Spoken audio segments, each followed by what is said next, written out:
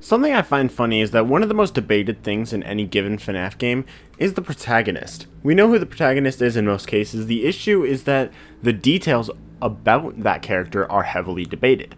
Mike Afton is still, to this day, for some reason, debated upon whether he is the bite victim or the Foxy Bro. Though the majority thinks he is the Foxy Bro, and I think at this point that is very clear. But people still debate on that. And the protagonist of FNaF VR is confirmed to be Vanny herself in Curse of Dreadbear, but people still debate whether or not she is Vanessa the security guard.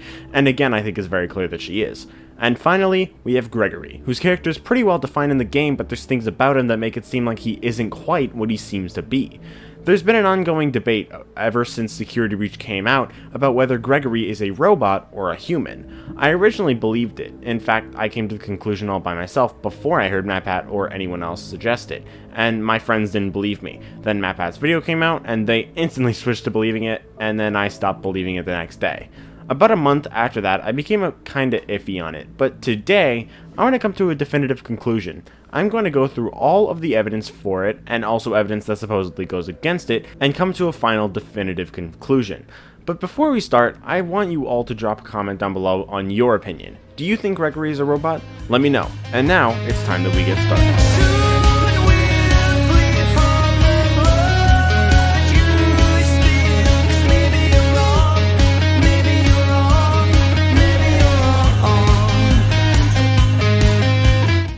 The idea of Gregory being a robot originated from the Silver Eyes trilogy. Not really that it proved it, but showed that it was possible. In both the Silver Eyes and especially the Twisted Ones, it's heavily hinted at that Charlie was a robot, and it was actually revealed in the Fourth Closet that she in fact is.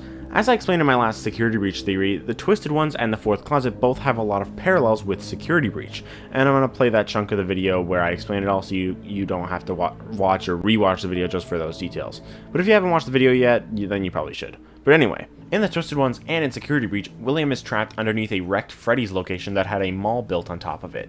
Not only that, but he is also psychically controlling animatronics from under there. There's also the absence of one of the main animatronics despite us knowing that character did exist, i.e. Twisted Chica and Glamrock Bonnie, who we know existed in the Twisted Ones but we never actually see them directly.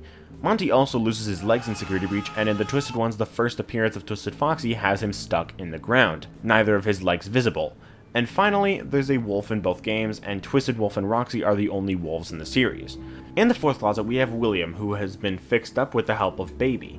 In the CDs, it's revealed that Vanessa is being manipulated by someone, and Patient 46 is later revealed to be the one manipulating Vanessa. If I'm correct about Patient 46 being Elizabeth in a new body, then that associates Baby with Vanessa, and Vanessa also looks similar to Elizabeth. In Fury's Rage, we see an image of Eleanor on the map of the final boss battle next to where we fight Vanny, further associated in the game version of Eleanor with Vanessa. The appearance of Eleanor in Fury's Rage to me told us from the start that she was in the games, which is why I don't really understand why people think Frailty showing that Eleanor is in the game's timeline proves Stitchline games, because it has been clear she existed in the games for over a year. So with Vanessa being associated with Elizabeth, her being the one to help Afton adds up with Circus Baby being the one to help him in the Fourth Closet. William makes the fun times to kill kids and also uses Remnant to heal himself, and in Security Breach, William makes the Glitch Trap virus to possess Vanny, who kills kids, and also most likely makes Remnant to regenerate parts of Afton's body. At the end of the Fourth Closet, the Remnant amalgamation, an amalgamation of animatronics containing the missing children's spirits, realizes Afton is not their friend, and they throw him into the fire. In the Afton ending, the Blob, which is Molten Freddy, who in FNaF 6 contained the spirits of the missing children, at first is on William's side, attacking Gregory to stop him from opposing Afton's possession of Freddy. But then at the end, the Blob turns on Afton and attacks him, not to mention that he was in a burning down room. This shows that not only is the Blob Molten Freddy, but he also still contains the spirits that Molten Freddy had before the fire. They weren't set free. So I know that was a lot, but if you stop and think about it, the fact that the novels parallel Security Breach and the protagonist of the novels is a robot who gets attacked by animatronics that are psychically controlled by Afton, like Gregory is, wouldn't that lead us to the conclusion that Gregory is a robot too? It's not out of the realm of possibility. In fact, in the Twisted Ones, the reason William is controlling the animatronics is to bring Charlie to him to experiment with her. I thought it might be possible that maybe William wanted Vanessa to bring Gregory to him, until Subster reminded me of a line William says in the February trailer for Security Breach that basically confirmed this. You will do as I say! You will bring me what I want! And if you fail me, then you of you burn! We can tell he's talking to Vanessa here, given the fact that he says both of you, likely referring to how Vanessa has two personalities, those being Vanny and Vanessa, and there isn't really another specific duo of characters that he could be talking to. This line, combined with the fact that William wants to twist animatronics to bring Charlie, the robot protagonist of this book with many parallels to Security Breach, to him, really seems to imply that he wants the Glamrocks and or Vanessa to bring Gregory to him, which becomes more apparent by the fact that Afton has spent weeks, potentially months, hell, maybe even years, in the recharge station and just now decides to come out when Gregory shows up. Why would William want Gregory if he's just a normal kid, though? But then wait, how would William even know about Gregory if he's a robot? As y'all probably know, once you get all 3 upgrades for Freddy and Security Breach, if you stay in the Pizzaplex, you can go back and get the stuff that you missed and stuff, including locked doors that you have to use the Freddy upgrades to get past. What? No way! Why are there trees? Right there. Oh! Engel's room. Oh! Holy sh! And one of these trails leads to a hidden door leading you into Michael's room from sister location. Oh my f—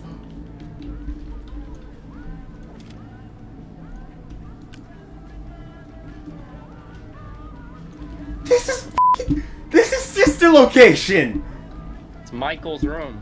What the f— I gotta say, it's always fun to just go back to these streams and videos and see my reactions to this stuff, because it's all really funny. My reactions are great.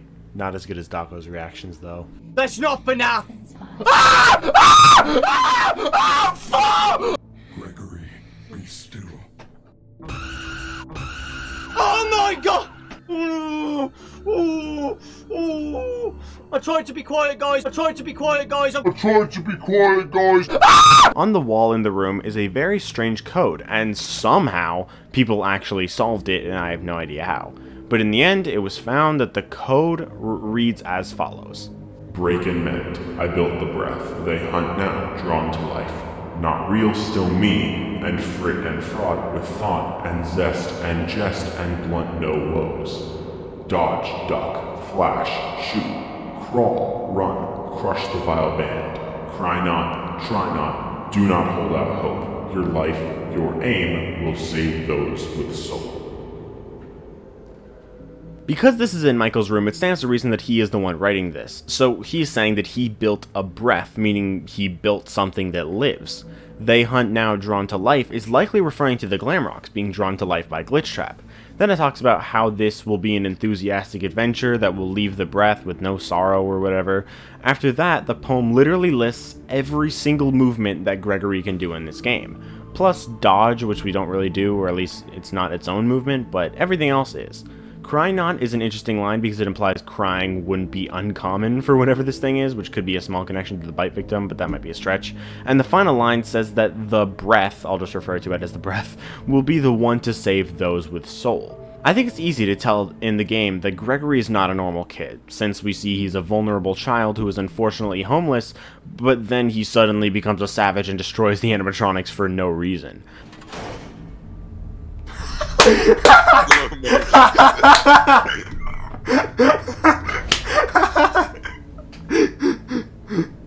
Yeah, f you, Roxy. No. That's actually hilarious. Like, it's weird, because in the game, there's really no reason Gregory can't just sit and wait at the main entrance for 6 AM. And even if he couldn't do that, there wasn't any reason for him to have destroyed the animatronics. Gregory says that they need to upgrade Freddy, but there isn't any reason to. The plan is to leave at 6, and although you don't have to, that was the original plan. So why do they try to escape the minute they finish the second Freddy upgrade? Literally, what does that do for him? Why do they have to upgrade him and then just leave? Well, if Gregory was a robot made by Michael Afton based on his younger brother, programmed to destroy animatronics possessed by Glitchtrap to take away some of Afton's power, so there's a smaller chance of people dying, therefore saving lives, or saving those with soul, that really adds up. Gregory could very well be a robot that's actually programmed to destroy the Glamrocks.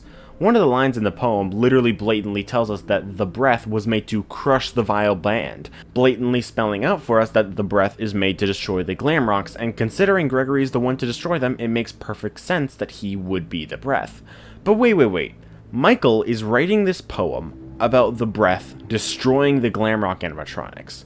This is obviously after FNaF 6, and the Glamrocks didn't exist by then. What that basically means is that Michael is not dead. It's something that I mentioned briefly in my video on why FNaF 6 couldn't and shouldn't have worked, so watch that video if you haven't yet, but basically, Remnant doesn't burn in fire. In fact, fire doesn't do anything to it. And if Remnant doesn't burn in fire, the Remnant in Michael that had been keeping him alive wasn't burned away, meaning he couldn't have died. I believed that before I even gave this poem a second thought, but now thinking about it, there really isn't any way that he could be dead. But at this point, Michael would probably be like 70. He's too old to stop William, again, himself. That's why he builds Gregory, to do what he can't. So going back to what we were talking about before, how does William know about Gregory? If Michael is still alive by the time of security breach, or at the very least survives the fire, then it actually does make sense. See, in the interview with Steelwool that Daco uploaded a bit before Security Breach released, they say that us watching the cartoons means that we have already played Security Breach. This is interesting because it's revealed in the game that not only can we view the cartoons in-game, it's also in Mike's room from Sister Location, something that we've played in before. But their wording seems to imply that this room isn't a replica, it's his actual room. And on Michael's TV, we see that what's playing is Freddy and Friends. In episode 4, Freddy and Friends, if you piece together the glitches, you can see an image of Glitchtrap. This shows that Glitchtrap is actually haunting these cartoon tapes. So if Michael is still alive and is watching Freddy and Friends, maybe to reminisce about the good old days before Freddy's was a murder zone, it would be a really cool story element if William taps into the cartoon taunting Michael, like he is laughing about Henry's failure to Michael's face, because Michael and William both survived the fire and they are still here. Michael trapped in an endless cycle of Afton returning again and again, but now Michael is too old and weak to be able to stop it. That's why he makes Gregory, because he can't stop William, so he makes Gregory to do that for him. In my Henry video, I talked about the possibility that Vanessa could be Michael's daughter. The interesting thing about Michael's room and Sister Location is that that's where we listen to the tapes that are primarily about Vanessa. Why would Vanessa's tapes be in there? Maybe because it's her father's old house. I'm still a bit iffy on this theory, but if it is true, it could be William's way of getting revenge on Michael for opposing him, and taunting him because he has now taken away someone dear to Michael, his own daughter. And he turns Michael's daughter into his own. Or Elizabeth does, but to please William, so it's still William's fault. So it would make a lot of sense for him to have been stalking Michael, watching him through the TV, and watching Michael as he builds Gregory. In the novel trilogy, Henry is able to make the Charlie bots because of the love that he had for Charlie and the grief he had following her death. William wanted to replicate Charlie and to try and make robots in the same capacity as Henry made Charlie, but William was unable to simply because he's a monster and is basically incapable of love at this point. But Michael would totally be qualified to make a robot of his younger brother. Literally his entire arc in the series from the FNaF 4 minigames to the end of FNaF 6 has been to make up for the mistake he made in killing his younger brother, clearly showing how much he cared about his mistakes and loved his brother. So he would 100% be able to make Gregory. I'd also just like to say that I'm not trying to imply that Mike lives in the Pizzaplex. That would be really stupid. It could just be that when Fazbear Entertainment started again, and the idea of the Pizzaplex was born, Michael, now being taunted by William, created Gregory, but it's possible that he never actually finished it before he and his family moved away from Fazbear Entertainment. If Vanessa really is Michael's daughter, it's interesting to note that Vanessa is said to be needed elsewhere in the CDs. I'm needed somewhere else now. Implying that when she goes to work at the Pizzaplex, she has to go to a different city or maybe even state. It could also be that Vanessa knows about the Gregory robot and maybe William forces her to change its purpose and to bring her to him, but maybe he comes online and runs away from her. Maybe that's why he doesn't trust her in Security Breach. That is the security guard. She can help. No, I don't trust her. Why not? I don't know who she is, but she's trying to get me. In the fourth closet, it's revealed that Charlie isn't just one robot, she's a series of 4 robots. One for toddler Charlie, one for kid Charlie, one for teen Charlie, and one for adult Charlie. Gregory, if he's a robot, falls under the kid category. In the FNaF AR emails, basically everything is explained either in those emails or in Security Breach, except one thing that is left behind and never mentioned again. Vanessa orders 3 realistic male human rubber masks. Why? What are these for? It literally doesn't tie into anything that we see her do.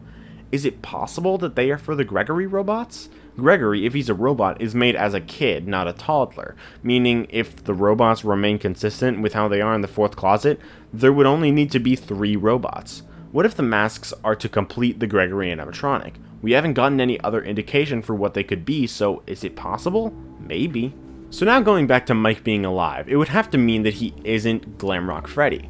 If Gregory is a robot of the bite victim, Mike being Glamrock Freddy would make a lot of narrative sense, but when it comes to the evidence, there really isn't much. The one real piece of evidence is the Princess Quest ending, where we see Glamrock Freddy in the middle with Gregory and Vanessa on the left and right of him respectively.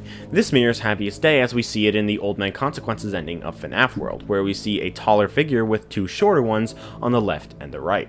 Since this is Happiest Day and Happiest Day is for the bite victim, it would make sense that Mike would be the one in the middle and the smaller figures are the bite victim and Elizabeth. This perfectly matches the Princess Quest ending. The problem is that Mike can't be Glamrock Freddy because not only is there not really any more evidence than that, but Mike has to have survived the fire, meaning he can't be Freddy. So who else could it be? Well, I think the most likely option is the bite victim himself. Remember, the bite victim's actual spirit doesn't possess Gregory in it or anything, so his spirit could be elsewhere. In the FNaF 4 minigames, the bite victim was unable to protect himself. He was helpless to do anything. But if he's Glamrock Freddy and Gregory is a robot of the bite victim, it's a really cool story element. It's like the bite victim is protecting his younger self. It's kind of like what I consider to be one of the cooler parts of Hello Neighbor, the end boss battle against the Shadow Monster, where the grown-up Nikki has to protect young Nikki from the Shadow Monster. But it isn't just narrative. The bite victim being Glamrock Freddy does have evidence too. In Security Breach, there's collectibles of the plushies but golden. If there wasn't a golden Freddy in the series already, then I wouldn't be suspicious of this, but the fact that the golden Glamrock Freddy is referred to as Golden Freddy is very strange.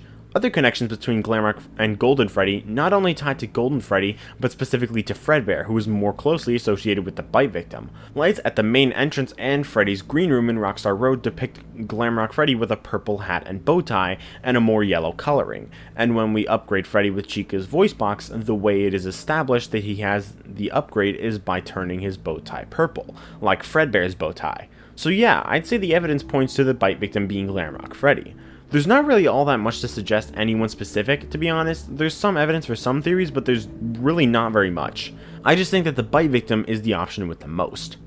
Going back to Gregory being a robot though, there's a bit more evidence to talk about. I think we all know about the evidence about the static on the screen whenever Vanny is near you. A lot of people say it could be because she's using an illusion disc, but illusion discs don't make human vision reflect camera static. Yeah, by the way, the static when Vanny shows up is the exact same static on the cameras in the game. Why would such a specific detail be included? Almost like Gregory's eyes are literal cameras. Some others say the static could just be a gameplay mechanic, which yeah, I would agree with if this were literally any other franchise. But this is FNaF, so no, I don't think the static is just a meaningless gameplay mechanic. Not enough? What about the fact that Gregory can survive a fall from any height? In the actual gameplay, I guess it makes sense. Maybe it's just an oversight. Like when you jump over the rail on the stairs in the East Arcade, sure, doesn't matter that much. But when his survival from that massive fall is literally essential to what happens in the story, I don't think it's just an oversight. How does Gregory survive falling into the sewer from the kitchen? And how about from the catwalks above Monty Golf? He shouldn't be able to survive it, and yet he does. As far as I know, that's everything that proves Gregory could be a robot besides the "you look different to me" thing, but I don't really have an explanation for that anyway, because why would the animatronics themselves not look different under that? I don't know. That could just be something completely different. It could be that Gregory's a robot. That piece of evidence just I don't really know about that. But let's look at some stuff that supposedly disproves it. And by that I mean let's go over the one thing that supposedly does. When Glamrock Freddy brings Gregory down to the utility tunnels, he stops and says, "I feel you are broken," which many connect to one of the last things the bite victim hears before dying. But in the files of Security Breach, that line is revealed to have originally been, "Your arm is cut badly," and "I am detecting blood." This would have to mean that Gregory has blood. Many combat this with the argument that Charlie has blood in the books, but the issue is that her blood is fake. Freddy saying he detects blood implies that he is detecting the literal compound that blood is made of, but Gregory being said to have blood doesn't disprove that Gregory is a robot because it is a lie.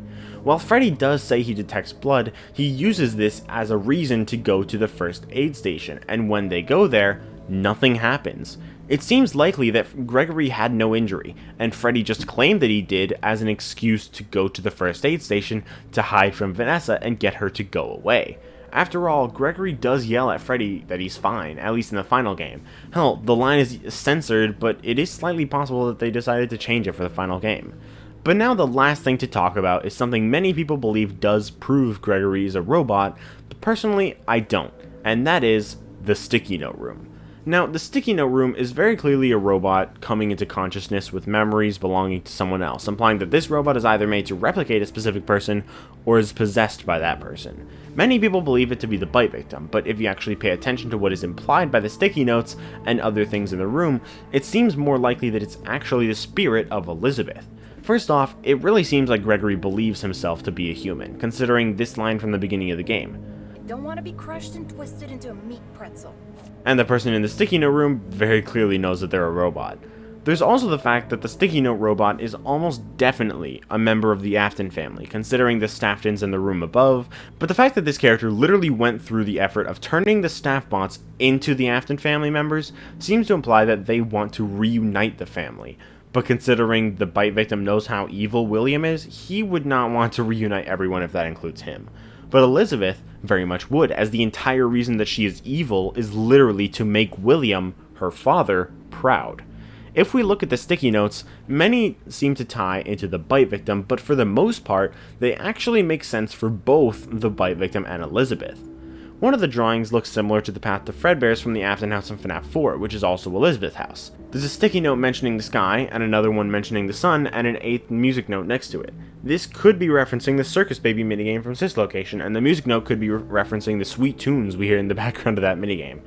This image looks kinda like a girl with pigtails, just like Circus Baby. Some sticky notes have colors on them, namely red, yellow, green, and blue. Some people connect these to the flashing lights above the stage in FNaF 4, but that's the problem. They are flashing lights, and they don't specifically rest on only those colors. In Sister Location, though, they are the exact colors of the lights in the Circus Gallery control module. The line of "all for me" is commonly assumed to be referencing the bite victim's line in the logbook of "it was for me," but thinking back to Sister Location, it also matches up with Elizabeth's line of "Daddy just once let me go play with her. She's so pretty and shiny. Didn't you make her just for me?" There's a lot of drawings of balloons. One of Elizabeth's lines is also, "Daddy, she can make balloons. Have you seen her make balloons? Oh, Daddy, let me go to her." There's a sticky note saying "stop and go," which could be a reference to Baby, now Ennard, giving you directions to the scooping room, how she keeps telling you to keep going and to stop every now and then. One sticky note has the words "ice cream" on it, which is only ever connected to Elizabeth, as that is how Elizabeth was lured in by Circus Baby, who can dispense ice cream. There's also a drawing of ice cream too. And finally, all the references to birthdays also connect to Circus Baby's line of, "It feels like my birthday. Did you have a gift for me?"